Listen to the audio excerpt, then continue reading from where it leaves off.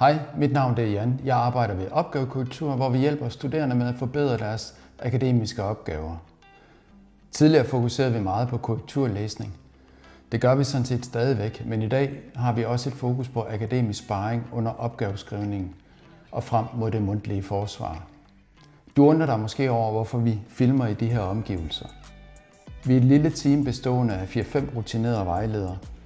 Vores service baserer sig på et tillidsfuldt samarbejde mellem den enkelte vejleder og den enkelte studerende. Og kommunikationen foregår primært skriftligt og over telefonen. Derfor kan vi lige så godt sidde derhjemme fra arbejde. Og det du ser her er altså mit private hjem. Vores fokus er på længere akademiske opgaver, bacheloropgaver, specialer og Ph.D.-afhandlinger. For mange er det forståeligt nok en stor mundfuld at skulle skrive en lang akademisk opgave. Vi kan hjælpe dig i opstartsfasen med at få projektet defineret, få det afgrænset og komme godt i gang med de første par sider af opgaven, så du får et godt afsæt for den videre skrivning. Vi kan også vejlede dig undervejs, hvis du støder ind i specifikke problemer, f.eks. med teoriinddragelsen, i analysekapitlet eller i diskussionen. Og så kan vi enten løbende eller afslutningsvis læse din opgave igennem og give dig feedback på den akademiske skrivning. F.eks.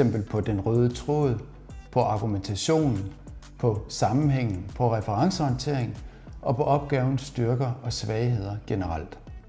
Mange studerende får hjælp af AI, når de skal skrive deres opgave. Det er godt, og det er naturligt, at man bruger et værktøj som f.eks. ChatGPT. Men hos nogen, der overtager chatbotten skrivningen i en grad, så den studerendes personlige stemme forsvinder, og dermed forsvinder selvstændigheden også.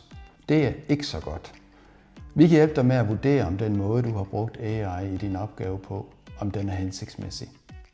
Det er vigtigt for mig at understrege, at vi, når vi vejleder, ikke bare diagnosticerer opgaven, altså peger på opgavens problemer. Vi giver konkrete og realiserbare ændringsforslag til, hvordan du kan forbedre din opgave. Feedbacken skal være fremadrettet, så du rent faktisk kan bruge den til at give din opgave et reelt akademisk løft.